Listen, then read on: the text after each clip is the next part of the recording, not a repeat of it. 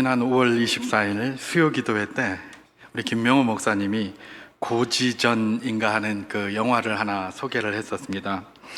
그 영화가 6.25 사변 중 가장 치열한 전투가 벌어졌던 백마고지 전투를 그 배경으로 한다라는 그런 내용이어서 제가 그 영화를 보지 못했기 때문에 이제 특별히 오늘이 또 6월 25일이기도 하고 이래서 그 영화를 한번 인터넷에서 쳐봤습니다.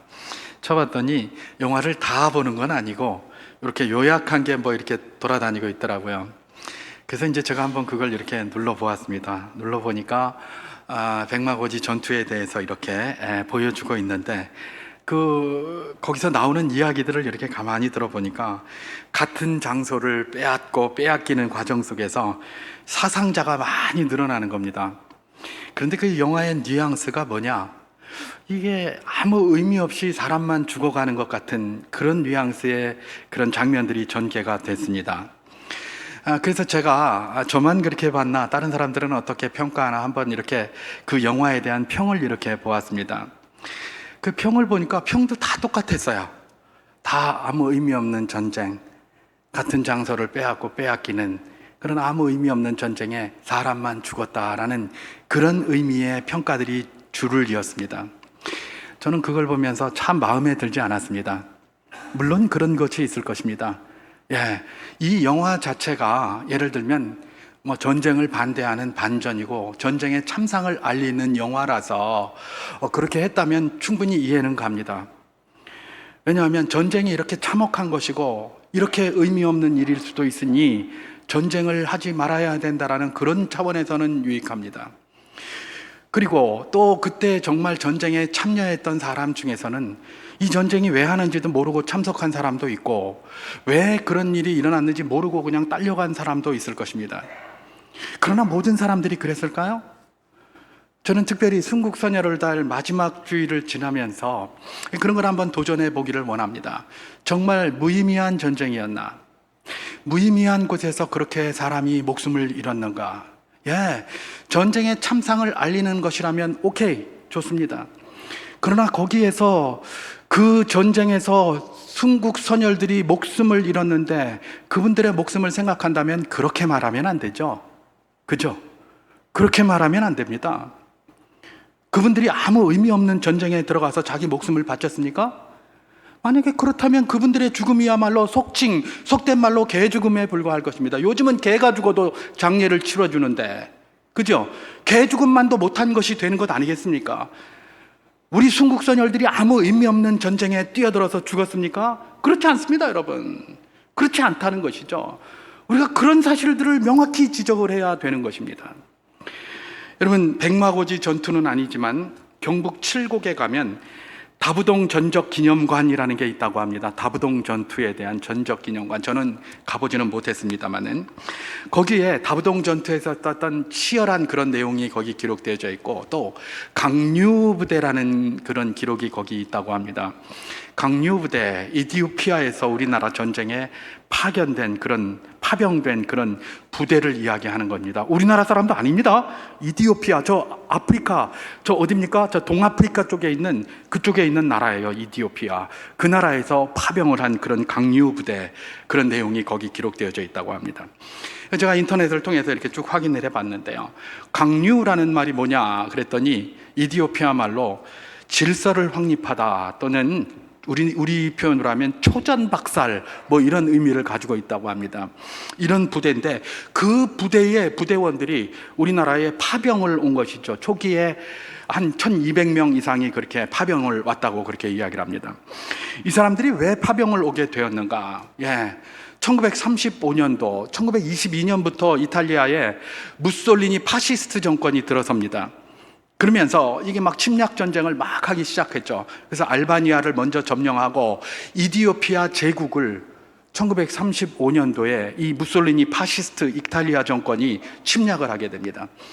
침략을 했는데 이 준비가 안 돼 있던 이디오피아 주변 나라들한테 도와달라고 그렇게 요구를 했답니다. 그렇게 사정을 했답니다. 근데 아무도 안 도와주더랍니다. 아무도 안 도와주는 거예요. 저렇게 무력으로 침공해 들어오는데 아무도 도와주지 않는 속수무책의 상황 속에서 하일레 셀라시에라는 그 당시 황제가 전쟁을 막 치르면서 너무 많은 섭섭함과 너무도 많은 상처와 이런 것들을 느낀 겁니다. 27만 명 이상이나 되는 엄청난 군대가 거기서 죽었습니다. 그 전쟁 가운데. 그래서 1941년도에 드디어 전쟁이 승리로 그렇게 끝나게 되었습니다. 그래서 이 하일레 셀라시에 황제가 그 전쟁을 경험하고 나서 야, 이건 문제가 있다. 약한 나라가 강한 나라로부터 억울하게 전쟁을 침략을 당하지 않도록 우리가 좀 도와줘야 되겠다라는 그런 결단을 했다는 거예요. 그런데 갑자기 한국에서 전쟁이 일어났고 유엔에서 파병 참전 요청을 이렇게 막 각국에 이렇게 했다고 합니다. 그때에 이 하일레 셀라시에 황제가 우리도 한국을 가서 돕자 이러면서 군대를 파송한 거예요. 뭐 그 사람들이 우리하고 아무 상관이 없어요.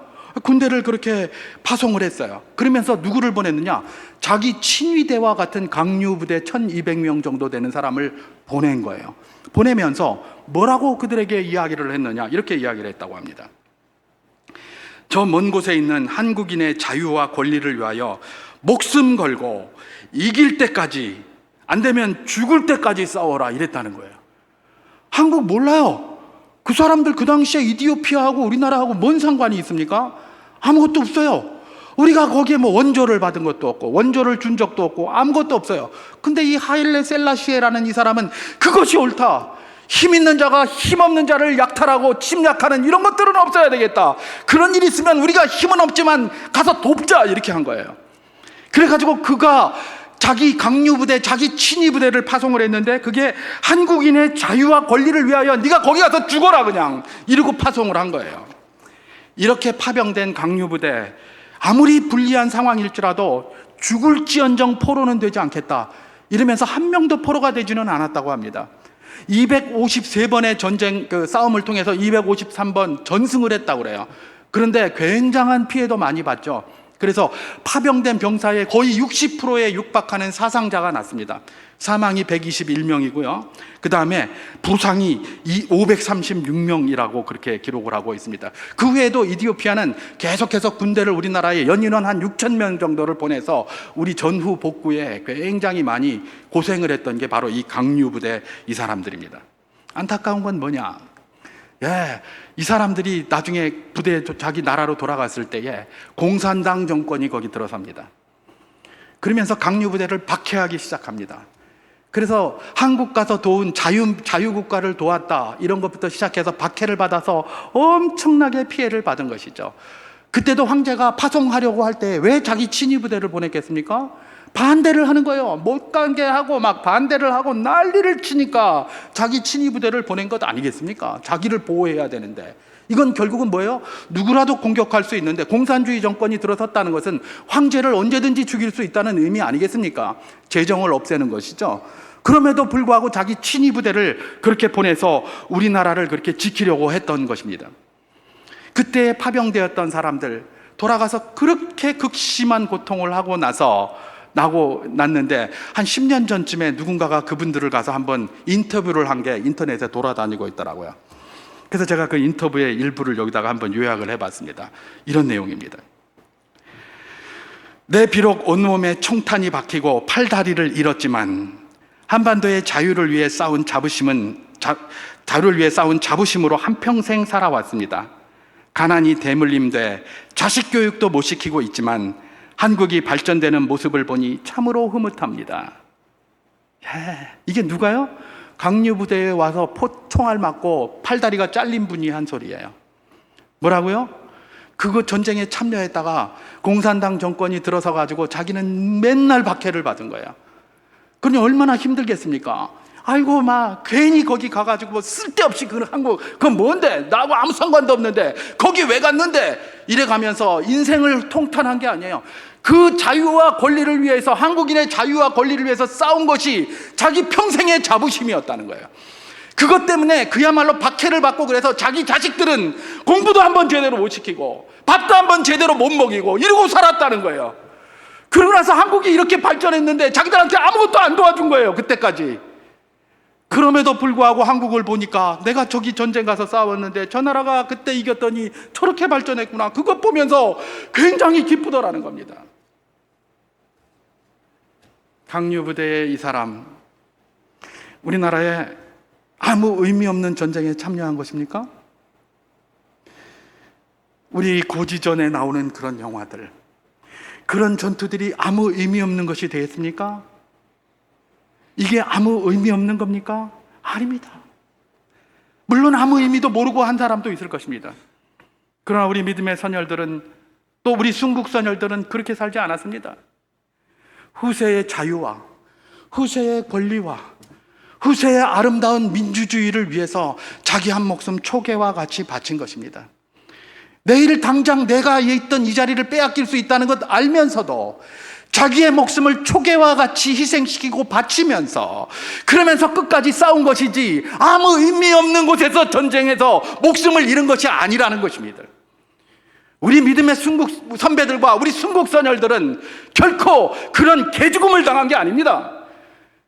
다음 세대들, 후대들을 위하여, 그들의 자유와 민주, 그들의 권리를 위하여 자기 목숨 하나 아끼지 않고 초계와 같이 바쳤다는 것. 오늘 순국 뭡니까? 이 호국 보훈의 달 마지막 주일을 맞아서 우리가 이 사실을 다시 한번 마음에 새기면서 갈 수 있기를 주님의 이름으로 축원합니다. 그분들이 있었기에 오늘 우리의 이 자리가 있습니다.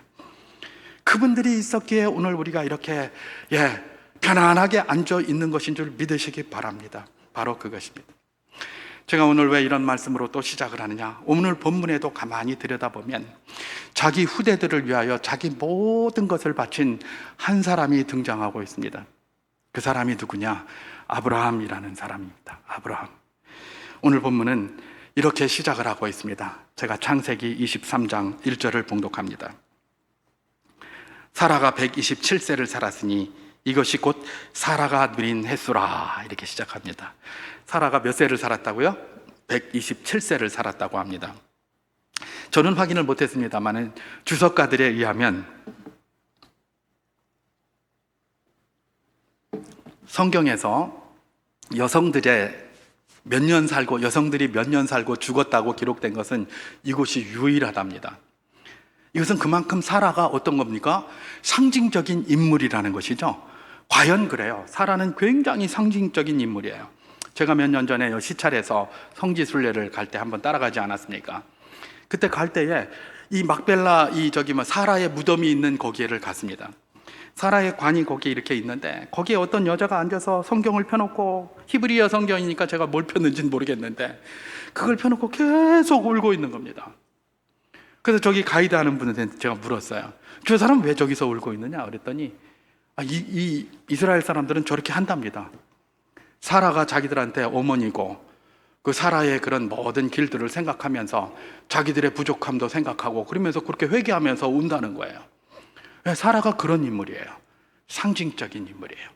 그 사라가 127세를 사고 지금 죽었다는 겁니다. 그죠? 그리고 창세기 23장은 이 사라의 죽음과 또 마지막에 이 23장 19절에 사라의 장례, 그리고 그 중간에 이 무덤, 장례를 지낼 그런 무덤을 그 장지를 갖다가 구하는 내용으로 쫙 기록되어져 있습니다.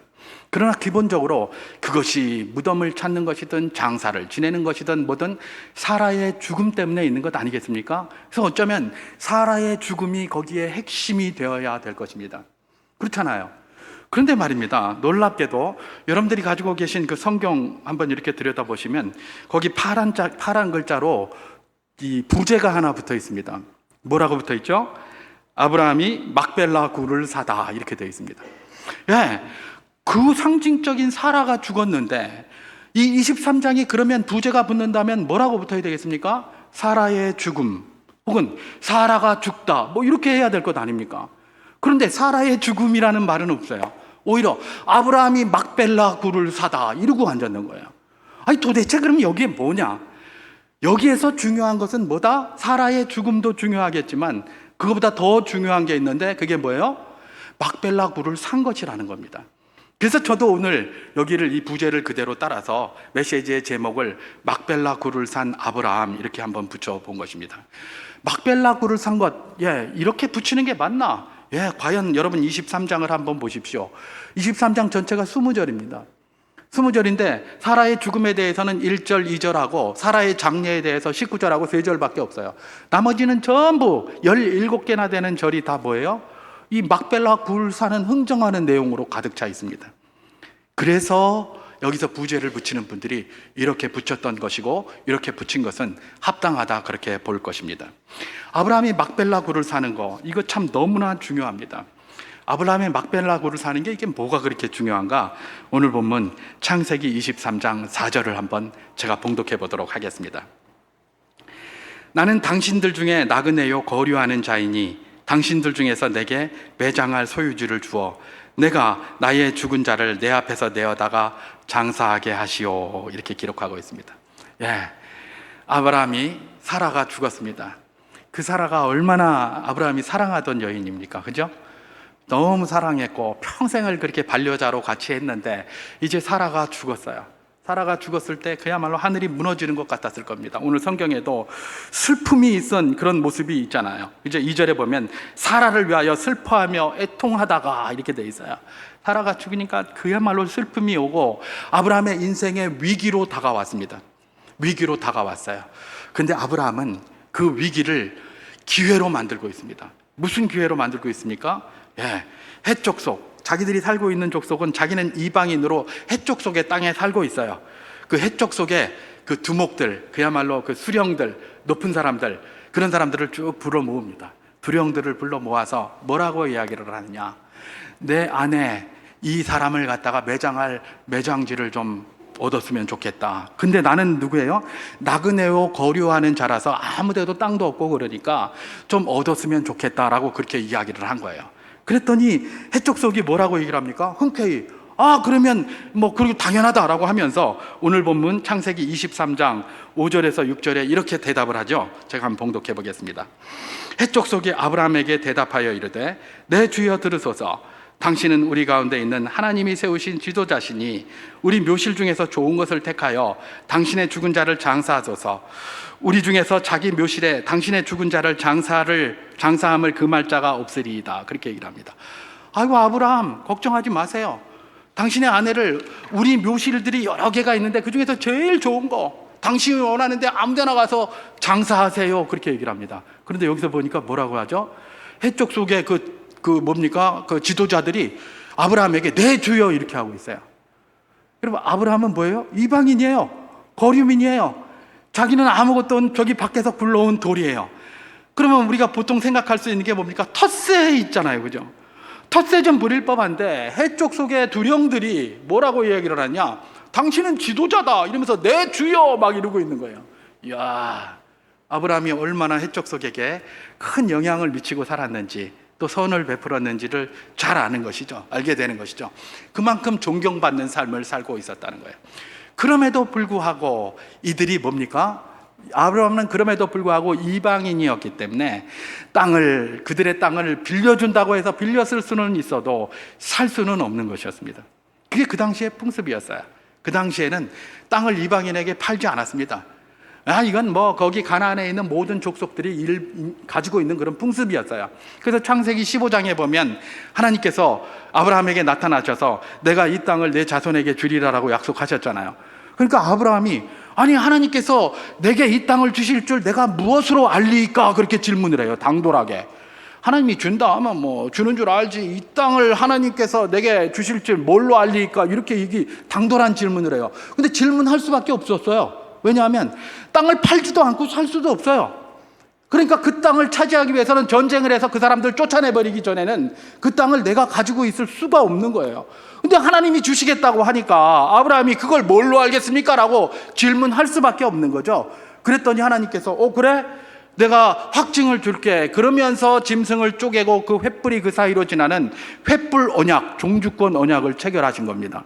내가 반드시 줄 것이다 라고 하면서 그렇게 한 것 아니겠습니까? 그게 그 당시의 풍습이에요. 이방인들에겐 팔지 않아요. 그래서 해쪽 속 사람들이 뭡니까? 아브라함의 그 슬픔, 장례를 치러야 하는 그 슬픔에 돈평 이렇게 위로를 하는 차원에서 우리 묘실 중에 어디라도 써도 괜찮습니다. 그렇게 이야기를 한 겁니다. 근데 아브라함의 주장이 아주 놀랍습니다. 뭐라고 이야기를 하느냐? 오늘 본문 9절, 7절에서부터 9절까지 말씀을 제가 한번 봉독해 보도록 하겠습니다.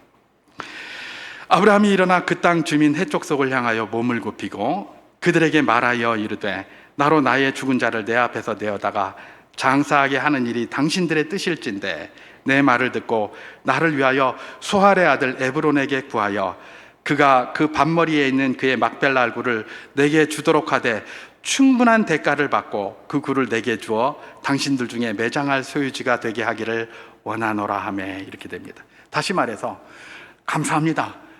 내가 여기 우리 그 아내를 매장하는 것들을 당신이 동의하였다면 그러면 저기 소할의 아들 에브론에게 말해서 그가 주인인데 저 막벨라 굴을 좀 나한테 팔라고 해라.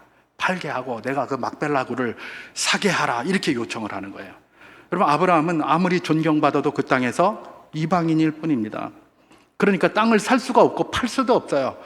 그런데 아무데나 가서 좀 쓰라고 했더니 아브라함이 자꾸 팔라고 하는 겁니다.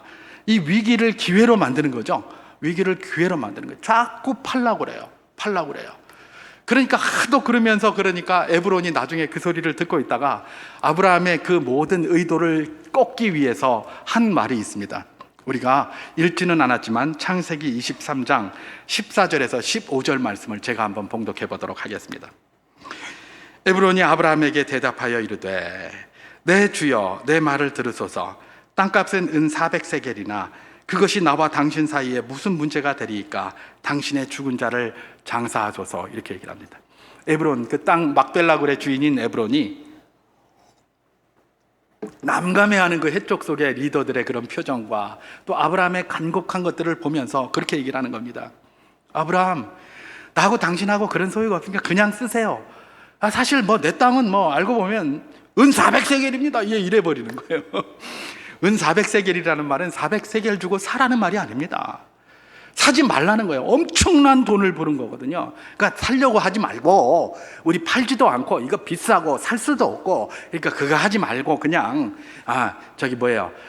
그냥 써라. 우리가 그냥 쓰게 해줄 테니까 살려고 하지 마라. 그러면서 은 400세겔이나 되는 걸 뭐하러 살려고 하느냐라고 하면서 딱 그 얘기를 한 겁니다. 여러분, 은 400세겔, 제가 전에도 말씀을 드렸습니다만 이거 굉장히 큰 돈이라고 그랬죠? 굉장히 큰 돈이에요. 제가 이게 얼마나 큰 돈인지 열왕기상 16장 23절에서 24절까지 말씀을 한번 봉독해 보도록 하겠습니다. 유다의 아사왕 제31년에 오므리가 이스라엘의 왕이 되어 12년 동안 왕위에 있으며 디르사에서 6년 동안 다스리니라.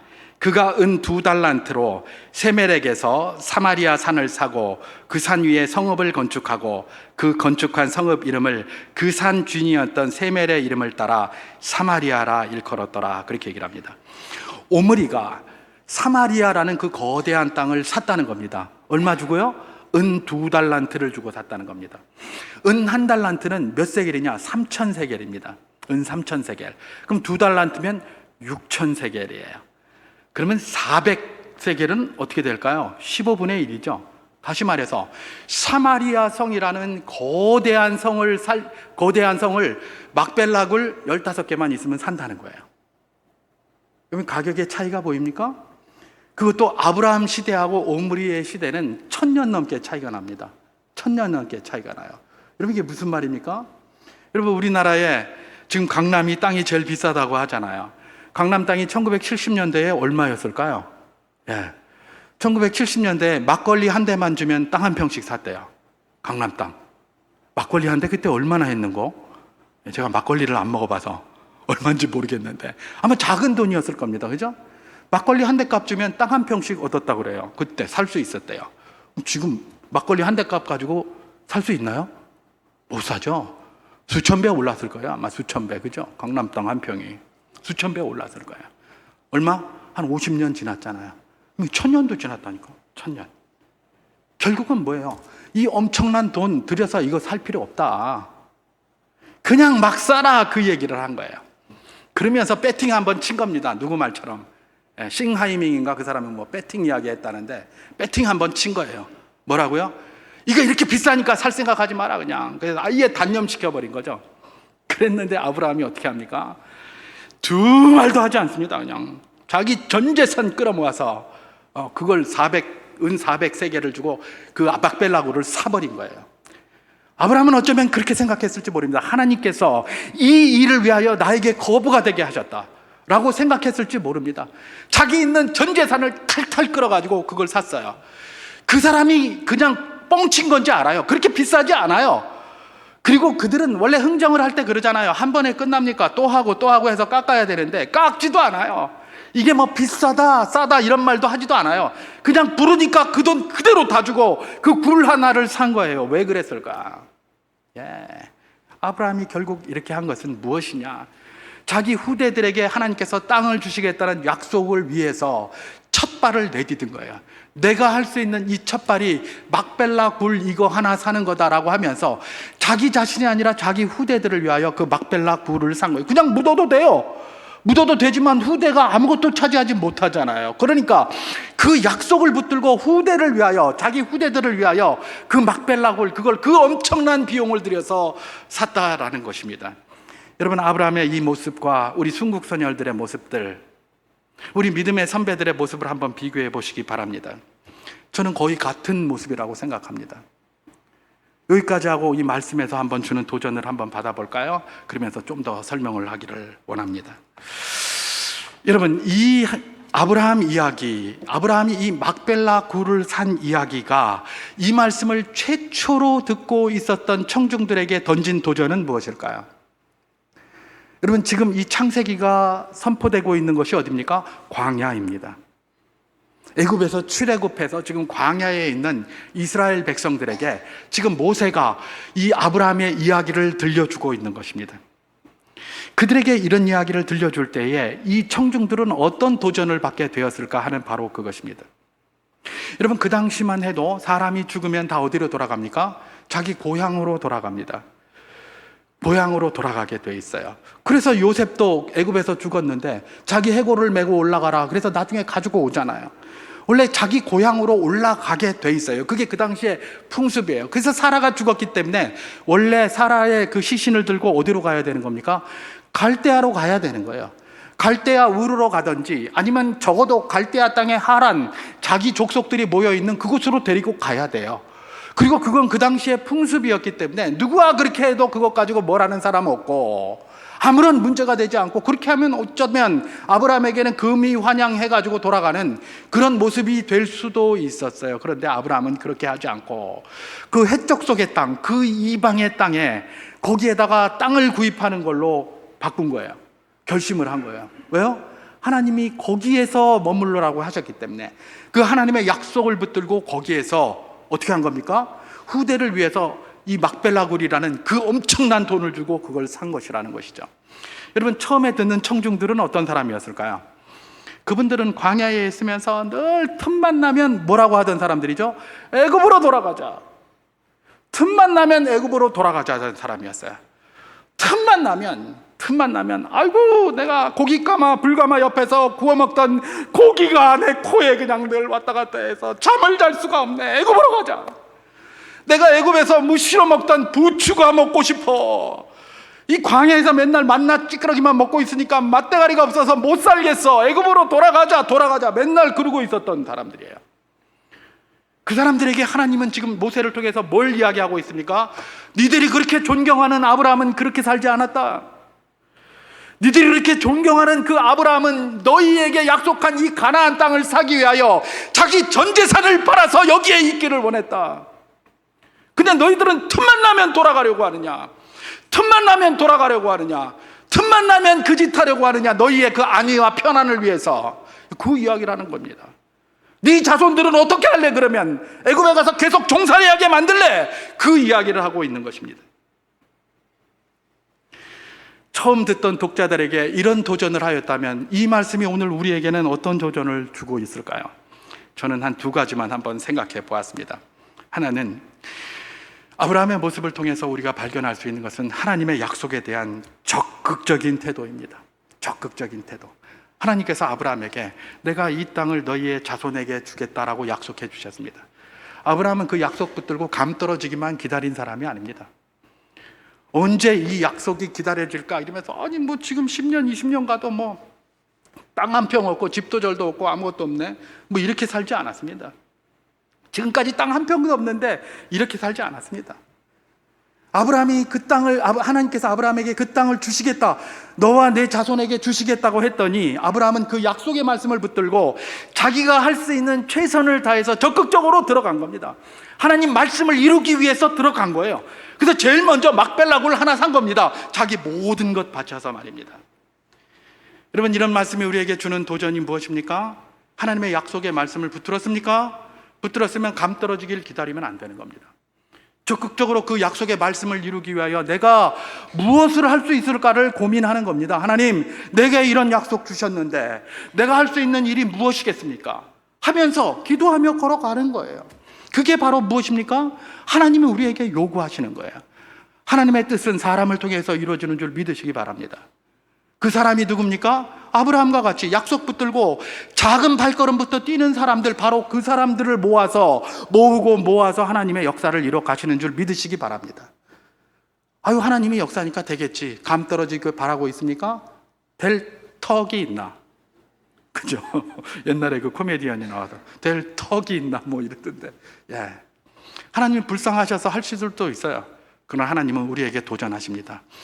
네가 아브라함처럼 적극적으로 내 약속의 말씀에 순종해서 그 일을 헤쳐나가는 자가 됐으면 좋겠다. 바로 그것입니다. 그거 하나 먼저 도전을 받고, 또 다른 한 가지는 뭡니까? 다음 세대를 위해서 준비 좀 하라는 겁니다. 이런 우리가 도전을 받을 수가 있어요. 아브라함은 솔직한 얘기로 그냥 살았으면 돼요. 해족속들한테 존경받으면서 자기 있는 거 없는 거 다 가지고 누리면서 얼마나 편하게 살겠습니까? 이제 아내도 돌아가셨잖아요. 이제 살 날이 얼마 남았는데, 그죠? 이 남은 거 가지고 재산 좀 가지고 뭐 시컷 먹고 시컷 잘 쓰고 막 이렇게 하면 얼마든지 돼요. 근데 눈에도 보이지도 않는 아직 이삭이 장가도 안 갔는데, 그죠? 그러니까 그 후손을 위해서 지금 뭘 준비하는 겁니까? 땅 준비하는 거예요. 땅 준비. 자기하고 아무 상관없어요. 자기는 이제 뭐 얼마, 하나님 앞에 갈 날도 얼마 남지 않았어요. 자기 아들 이삭은 아직 장가도 안 갔어요. 자식도 없어요, 아직까지. 그럼 누가 자기 후손이 될지 몰라요, 지금. 그런데 그 후손을 위해서 뭘 준비하는 겁니까? 그 후손에게 주실 땅이라는 하나님의 약속 붙들고 그 후손이 발 한 뼘이라도 디딜 수 있는 그 굴, 그게 뭔데? 그거 살려고 있는 모든 재산을 다 거기다가 때려박고 있는 거예요. 때려박고 있는 거예요. 여러분, 아브라함의 이런 모습을 보고 세상은 뭐라고 하겠습니까? 어리석다, 그렇게 할 겁니다. 특히 요즘 특히 더 그럴 겁니다. 바보 같다, 그럴 겁니다. 왜 그렇습니까? 요즘 우리 주변에 회자하고 있는 게 소위 포퓰리즘이라는 말입니다. 포퓰리즘. 사람들한테 표 얻고 인기 얻으려고 그냥 막 퍼주는 겁니다. 막 그냥 빚을 냅니다. 국채를 발행합니다. 막 그래가지고 왜 뭐 우리 돈 많은데 막 찍어내라, 그냥 돈은 찍어내라고 있는 거지, 쓰라고 있는 거지. 그래서 막 찍어내라고 합니다. 그렇잖아요, 그죠? 그래서 막 줘요. 그러니까 막 백성들은 환호합니다. 준다고 하니까 환호하죠. 근데 환호하기 전에 생각해 봐야 될 게 있습니다. 이건 우리 국민들의 의식이 바뀌어야 됩니다.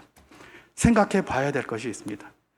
그렇게 돈 찍어내고 빚내가지고 우리 다음 세대들, 이 나라의 100년 대계를 위한 우리 후손들을 위한 투자를 하는 겁니까? 후손들을 위해서 뭔가 만드는 겁니까?